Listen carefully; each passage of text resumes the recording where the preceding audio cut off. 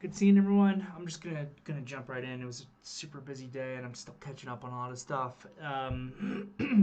Today is Tuesday, January 9th. I am an associate member of T3 Trading Group, which is an SEC registered broker-dealer and member of FINRA/SIPC. All of my trades are placed through T3 Trading Group. Ooh, is Bitcoin moving? I gotta do this disclosure first before I can look. All my trades are placed through T3 Trading Group. You should carefully consider whether trading is suitable for you based on your own financial condition. My position disclosure is the exact same as yesterday. Bitcoin ETFs approved.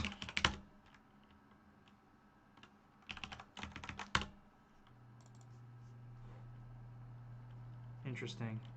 What's going on with these stocks? Anything? Coin trading up pretty well. Mara.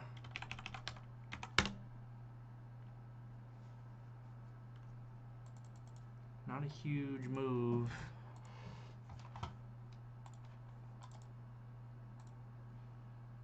We may or may not have bought a little position here. Just to see. So when did this start? 25.72.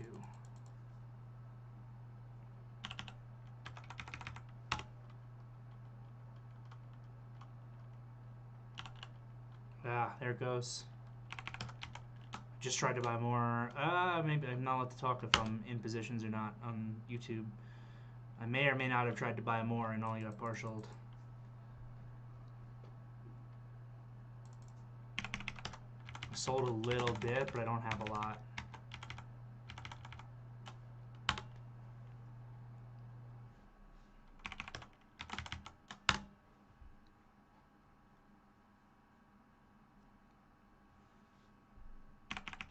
Not really sure why Mara is the one that I kind of may or may not have gone after. May or may not have just sold some more. Well, I'll just speak like that. May or may not have just sold some more.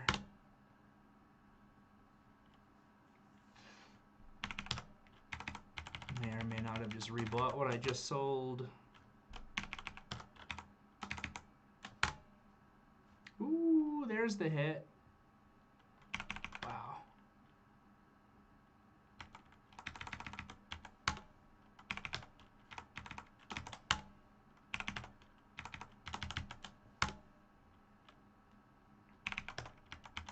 Sell the news. Crazy thing about them doing this, making this announcement after hours, there's no circuit breakers or anything right now, I don't think.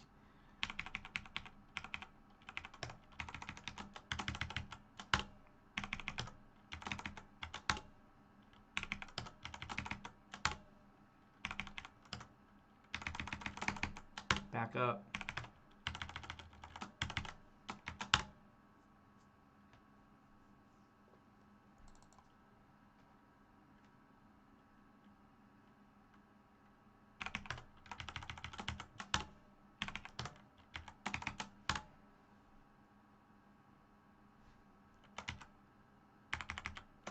$25.99.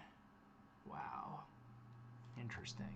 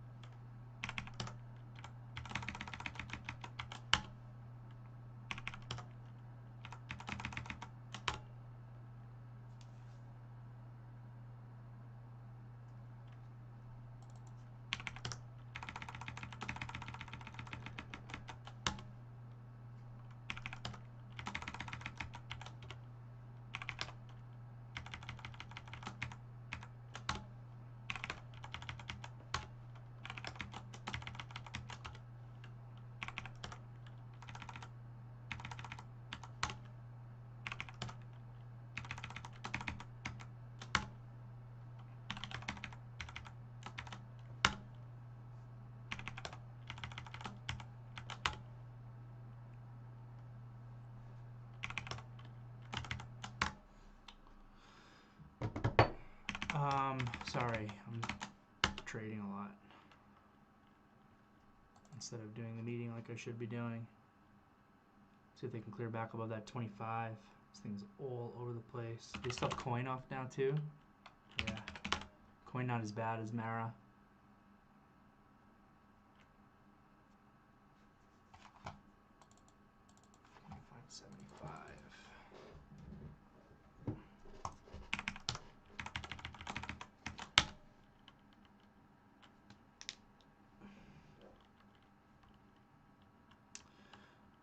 Well, this is exciting. Big seller there at 24.75 on NASDAQ. Dumping stock.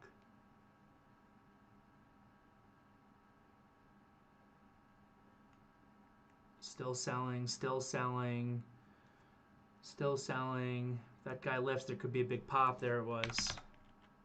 Big pop on the break of the seller. Now, what you want to see is if the seller comes back. Arca selling at 25, broke. You know, usually if it's the same seller, it stays on the same ECN, but not always. So I don't think that that was necessarily the same seller that came in there at 25.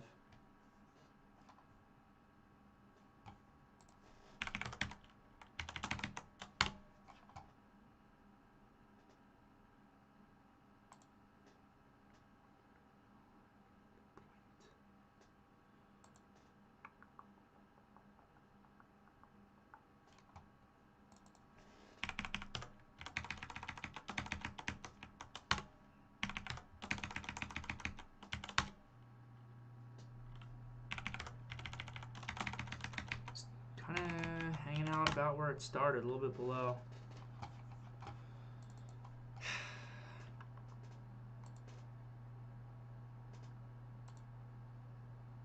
Bucks, $900, 2,000.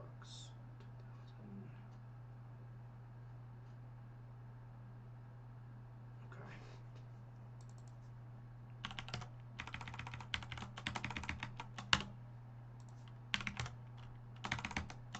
Yeah, struggling in that 25.50 area.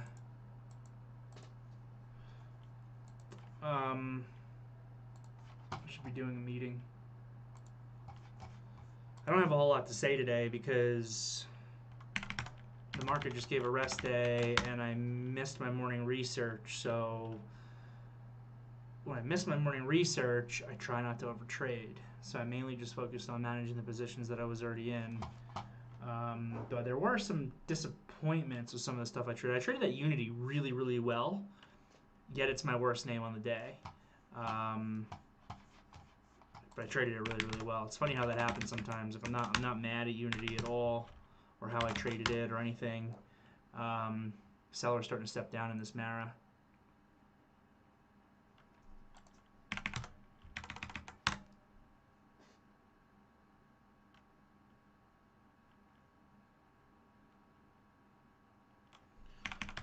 Not fully convinced. They're selling it. They're initially selling the news a little bit on Mara and Coin, but I'm not fully convinced that this is a sell the news event like the futures were. It might create a lot of forced buying after the fact of actual Bitcoin.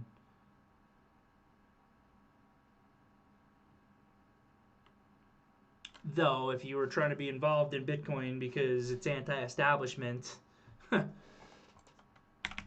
crazy how the most establishment thing you can think of, an ETF, has been what's really been moving this thing.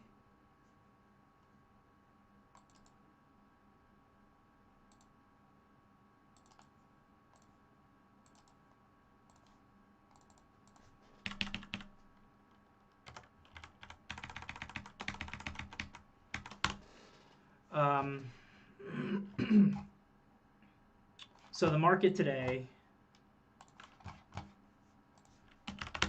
SPYs closed down 0.2%, the Qs closed up 0.2%, and the IWM closed down 0.9%. The SPYs are down 0.2%, the RSP is down 0.5%. So it's a bad breath kind of day. You can also, another way that you can look at that is just by seeing how well the NASDAQ performed versus the IWM. The big cap tech stocks held in well and were bid well today mainly, while a lot of other stocks that you might look at that are out there really did not trade well at all. They traded pretty poorly. And again, you can see that when you look at the IWM. You can see that if you look at the RSP versus the SPY.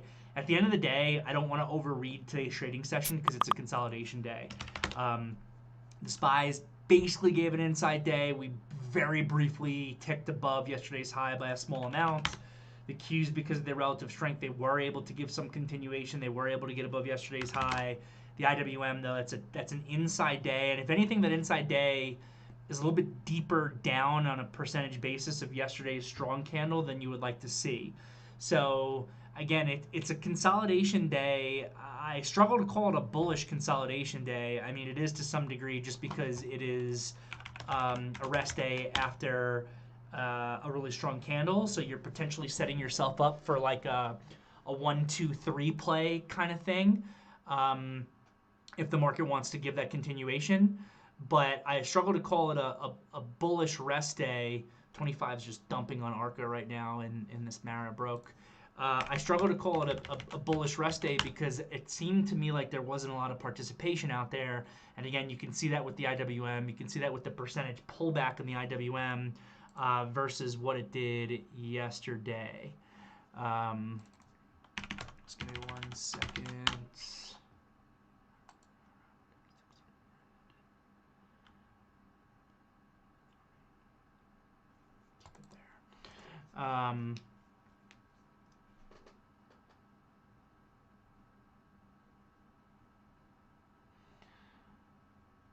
Josh saying, I think that this is an absolute disaster for them. Oh, for coin, you mean? But aren't the ETFs supposed to be using coin for? I honestly haven't followed this stuff very closely, but aren't they supposed to be using them for custody or for execution when they need to actually buy the crypto that backs the ETFs or something like that? Yeah, it's interesting that that's your bear case because my bear case on Coinbase from the beginning has been that it's all transactional fees and that they need to build out their other business. I would actually view that as stronger if they're able to diversify their business because I don't see how they can maintain the absurd commission structure that they have when anybody actually uses Coinbase to transact. I've been expecting that was going to be a race to the bottom, but the thing is that there hasn't really been any other major crypto exchanges or whatever that have been able to pop up, primarily because the space is wrought with fraud. I've not received approval on Tuesday. I don't know if that's going to make this go back up now or what. If they're selling this news or they buy it back up, this is so crazy. So now the update is the SEC says Bitcoin ETFs have not received approval as of Tuesday. Holy guacamole.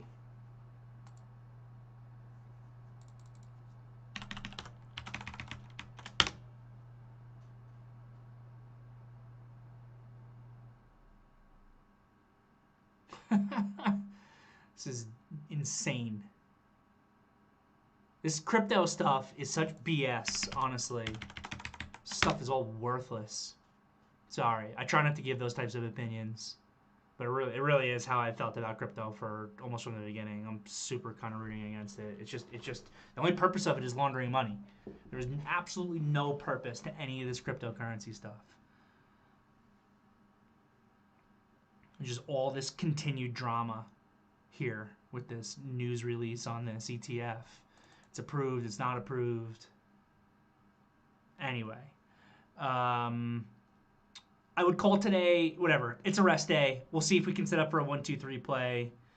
The SEC account was compromised. This is just insane. Their Twitter account. Gary Gensler says the @SECGov Twitter account was compromised and an unauthorized tweet was posted. This is what I'm talking about. All these crypto people, they're just crooks. There's nothing to this. Just a bunch of crooks.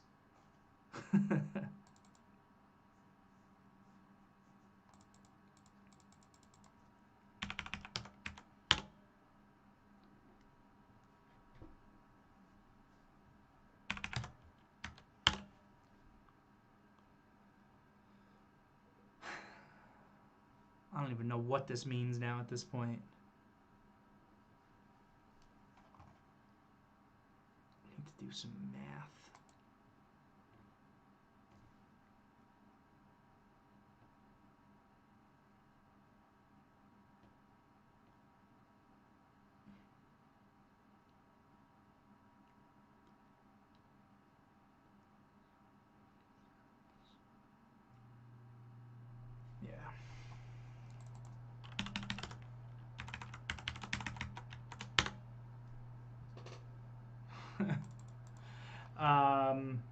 Anyway, so the market gave an inside rest day today. There's nothing really to talk about it. To talk about with it, I guess we just have to see how it rectifies tomorrow. But we're still in the process of trying to build out the pivot low that took off from yesterday. And a rest day after such a big day makes plenty of sense. So that's kind of where the market's at. The surprises for me, again, I missed out on most of my morning research, so I didn't do a ton of trading today. NVIDIA gave follow through. It was strong. It still closed up today, almost 2%, though it did close off highs. It did round back down a little bit, but these chip names overall are still trading pretty well.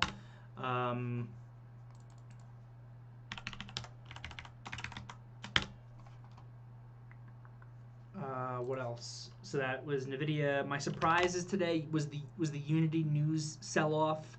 They announced after hours that they were cutting their workforce by 25%. Usually these growth stocks rip higher on those sort of announcements. That's not what happened here.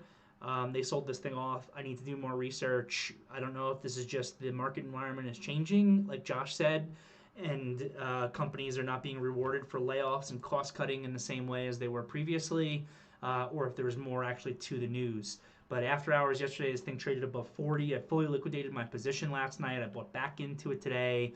Just kind of following my game plan for re-entry. Had a couple great little day trades on this. My bigger picture position is nicely out of the money, so I actually closed the day with it being my worst name. But I think I traded it great. Had a quick long scalp off this low, fully liquidated it by this high. We did another kind of team long scalp off of this low, liquidated like 90% of it into the pop. So, and those were both on size, so they did well. And then the thing did nothing for the rest of the day and kind of closed on lows and closed below 36. So the close below 36 in this Unity, below this recent support and into this gap, makes this thing definitely not look good here. But was a decent trading vehicle intraday. My other surprise was Tilray, one of our few earnings names that was out today. I thought that the report looked fine. I was actually looking at this thing for a breakout through 250. It ticked above 250 and then totally failed. Closed on lows, circuit broke in, down over 10%, just really gross. So that one was another one that I was just focusing on. I had a position into the report, which I'm still decently in the money on. My price is a little bit below $2, but disappointed to see the way that they sold that. It's funny, I'm in this thing more for their beer business than their marijuana business. That's the thing that's gotten me involved more than anything else. They announced that they think that at the moment they're the 12th largest beer producer or something, which doesn't sound too impressive, but I think that they've got some good brands there underneath them, and it can help this company out. So that's kind of why I've been involved in it, but was definitely disappointed to see the sell the news. On the upside, it seemed like not a lot of growth stocks participated today, but Chewy was decently strong. They closed off lows. CrowdStrike had this upgrade, gave great follow through, closed on highs. That helped like the symbol S a little bit that I'm involved in as a secondary play, I think, off that. So that's pretty much it. Peloton, another disappointment today. This thing actually tried to give an inside and up 1, 2, 3 play. Great volume on this break higher here at 9:45, and then absolutely zero follow through off of that. Absolutely zero follow through, and if anything, total failure. Ended up breaking the inside day low, closing at lows. I'm still in. My position stop loss is the same. It's still the low from when I got involved in it a few days ago. Down here at 555 is where I'm planning on liquidating my position if it trades down there and stopping myself out. So definitely a win-win situation, but certainly disappointing with what happened here with Peloton's price action. that's pretty much it. It's pretty much all that I've got. Sorry for all the distractions today. A lot of distractions, I think, this morning for me. And then obviously in this afternoon meeting where I'm, trading this crypto insanity that I don't even believe in for no real reason, I guess.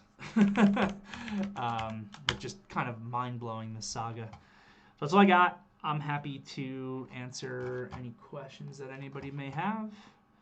And I'm not seeing anything in the VTF for the moment. Let me pop into the YouTube here on one of my other screens, see if there's anything going on there.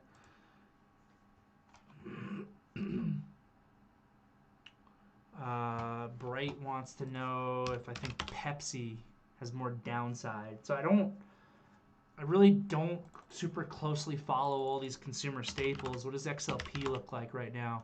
XLP looks great. I don't know why Pepsi is relatively weak to XLP. What's Coke look like? Coke is also trading better than Pepsi. I have no idea what's going on with Pepsi and why it's so relatively weak. I don't have great feedback for you on your question. It looks like it's a range-bound stock that's testing support around 166. The question is, why is it so relatively weak? And I don't know the answer to that question. But if you're looking for downside, I would look at it in conjunction with the XLP. The XLP is trending higher. It looks pretty good here. So if you want Pepsi to break down, you probably need the XLP to break down. You probably can get more bang for your buck on Pepsi on the short side. But, these consumer staples are usually not what I want to focus on. They just don't move well enough. They don't trade well enough. So I hope that helps. Cyril in the VTF appreciates the live streams. Well, I appreciate that you tune in for them. And you have a quick question. What are your thoughts on the continuation for the market and the IWM in particular? Yeah, so the trend is your friend, right? So the trend is higher still right now. Positioning and sentiment, I think, are pretty neutral. So I think that there is certainly room for higher. I also think that there is room for the market to sell down if it wants to. But for the moment, this trend is still fully intact. We've attempted to give a pivot low for all three indices off the low 2 trading sessions ago. That was last Friday. That low when we had the non-farm payrolls come out. So I'd be looking at those lows most immediately. You want them to hold. If you lose them, it's hard to make the case for upside continuation. But while we're still above those lows, today, like I said, if you're just looking at the straight technicals, you could probably call this a bullish consolidation day. But I don't like the underlying picture of average stock weakness that's out there, so I struggle to call it that. But for the most part, the technicals here are still intact. So I would say you still want to be on the long side of this market until the market proves to you otherwise. How does the market prove to you otherwise? By creating a lower high somewhere and then a lower low, by breaking the lows from 2 trading sessions ago. So not loving the relative weakness today in the IWM, but it's just one day. From Gabriel, Coinbase on standby on the fees lowering since the FTX and Binance drama. Probably the CM of the SEC is a crypto pro. Thanks for the commentary, Gabriel.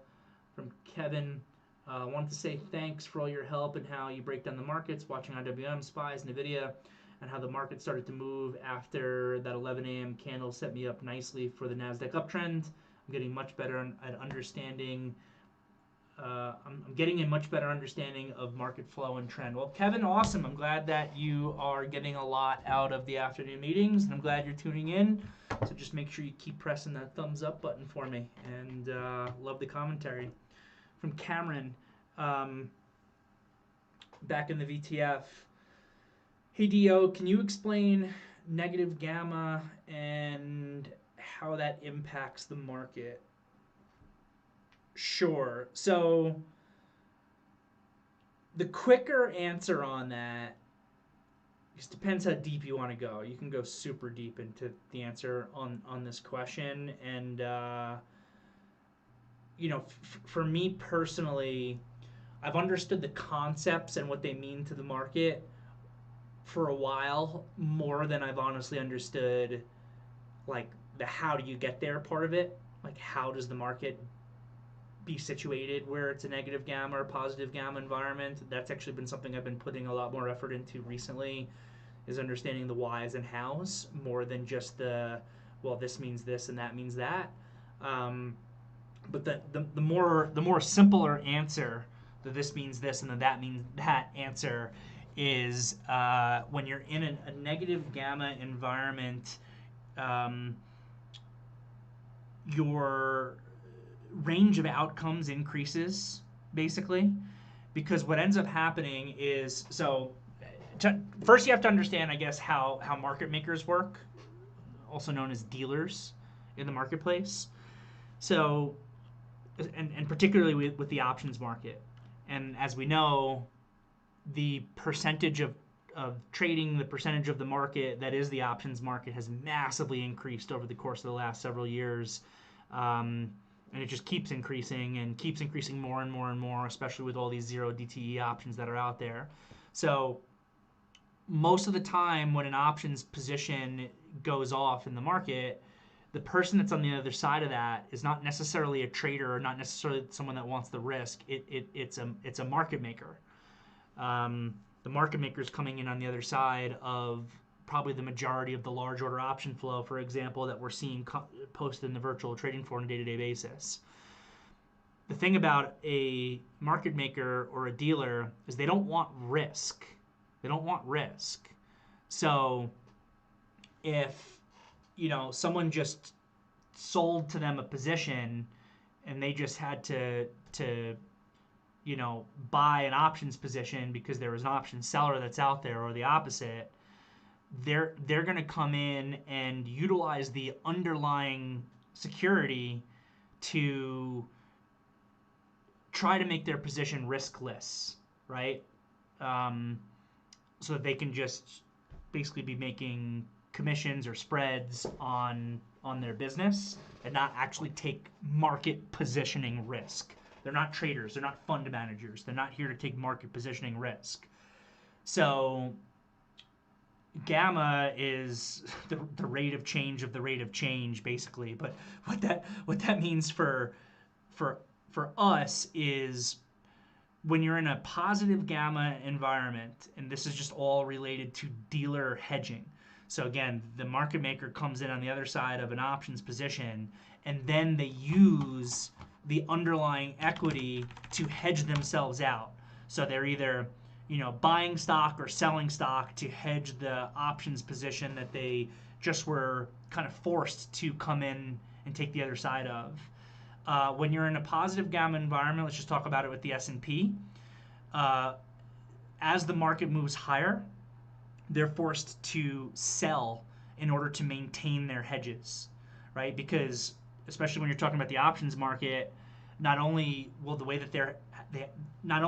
that they have to be positioned to be hedged change based on the price of the movement of the underlying, it also changes over time, because when you're dealing with options, you have decay. But anyway, when you're in a positive gamma environment, which is what you're in most of the time, in order for the dealers to properly hedge their positions, they have to sell into up moves and buy into down moves. That insulates the market movements. Everything else held equal, it could create more of a range-bound market. It makes it more difficult for us to get the bigger upside or bigger downside days. And it kind of lowers your range of possible outcomes for the market. When the market hits a certain point, it can cause gamma to flip negative. And what that means, more simplistically for our purposes, is now these same market makers, these same dealers that are normally needing to sell on the way up to hedge their positions, actually will have to now buy on the way up in order to hedge their positions. And if the market's moving down, instead of how they normally will be buying on the way down to hedge their positions, they actually have to sell on the way down. And so how the market makers broadly in like the S&P index are hedging themselves is based on this broader gamma positioning aspect of things. So that's why it's important to know, like, that 4650 that got called out yesterday for the SPX as a spot where the market will flip from positive gamma to negative gamma. So if there's enough selling that's out there that can actually force the market to get through that price, above that price, it'll be buying to hedge. But below that price, it actually becomes selling to hedge. So what you can get then is a more significant wave of selling that comes in the market. And especially with that example that we're talking about, it also happens to be, based on the data that we've seen, a trigger point for CTAs who basically buy and sell systematically to also then have to sell.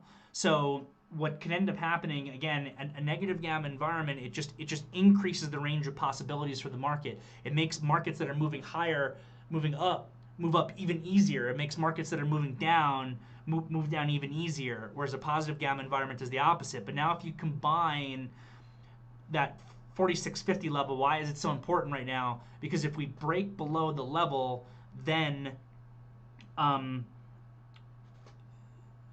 we go into an environment where selling will lead to more selling from a dealer perspective, but we also go into an environment where we know that systematic CTAs are also going to be selling. So you have a layer of selling that's coming in that can potentially create even more selling. So that's what makes that level important for now. So I hope that helps as kind of a broad overview answer to the question without getting, super deep into the weeds on how they actually have to hedge their positions, because that's technically, I think, what's most important for us as traders. Though it can become interesting just to go deeper into the weeds just for educational purposes, which is what I've personally been doing a little bit more of recently. From Rich, question about NVIDIA trade. Question about NVIDIA trade, or trade like it with respect to price target and how you cover risk. At your 520 to 525 initial target, do you take off enough shares to cover your risk on your core as part of your game plan? No. To cover my risk at this much of a reward at this point, where I'm up this much, I would be selling so little. I'm more than covering my risk at this point. I mentioned at highs, I guess you're saying at 520 to 525. Even there, I wasn't selling so much to cover my risk. I was just taking a little bit off because it was a big move in case I can't get any more out of the move. Because I had initially had a little bit of a different game plan on how I was trading NVIDIA compared to how I normally trade things, where I was just going to sell some at target 1 and some at target 2 number area and some at target 3 number area and then be out. I've actually adjusted how I am game planning my core position because of the fact that I was able to get that ad yesterday, where now what I did was I had so much stock yesterday after the ad. The ad was enough for me to incrementally sell stock up to $520, which also, and then I run out of my ad stock. And it was at 520 that I was planning on then initially selling some of my core position, right? Well, what I figured out was almost by coincidence, to be honest. Instead of just actually taking my first sale at 520, I could actually continue to incrementally sell starting at 520, but now of my core position. So now I can actually take the entire position and actually work the trade in the way that I normally do with most other trades, while still actually being super greedy with the real core position and not selling any up till 520. And if it comes down below 520, I can just be buying stock back that's of the ad. But the difference on what I'm doing now is I've now raised my stop on my entire position to yesterday's low. So originally I was going to give this all the way down to the January 3rd low. Now everything I have I'm going to give to 494.79. So I'm going to make money in this thing at this point no matter what. And for me, with where it is now, it makes most sense for me to just incrementally sell all the way up to 570 is where I think I'll run out of stock, and incrementally buy back on the way down and kind of work the ranges and everything as best as I can. And if it goes all the way down to yesterday's low and negates the breakout, I want to stop myself out because it's a false breakout and I'll have made money. But if it continues up to 570, obviously I'm going to make a lot of money. But if there is a lot of push and pull and consolidations and everything in between on the way up to 570, that'll actually be the best case scenario for me. The best case scenario is, Brant has a target on his short of 520. it goes all the way down to 518. I'm buying back all the way down to 518. It makes a pivot low that the ADMA catches up to, gets back to this 540 high, breaks it, gets to 550. Bull flags at 550 for 4 days. I work it back and forth. Eventually, it breaks out of the bull flag up to 570. That's how I'll make the most. I'll make more money doing that, I think, than even if I just kind of followed my original game plan of I'm going to sell some in the low 520s, some in the 550 area, and then be out between 560 and 570. That was my original game plan. But again, I made the adjustment because I think that adjustment will be even more profitable for me in almost any situation because I was able to get that ad. Hope that helps, Rich. Thanks for the question. All right, cool. Well, I'll wrap things up there. Yeah, for sure. I'll wrap things up there. A little bit of an unconventional day for me, an unconventional afternoon meeting, but I think we still got into some good stuff. Have a great night, everybody. I will see you all tomorrow.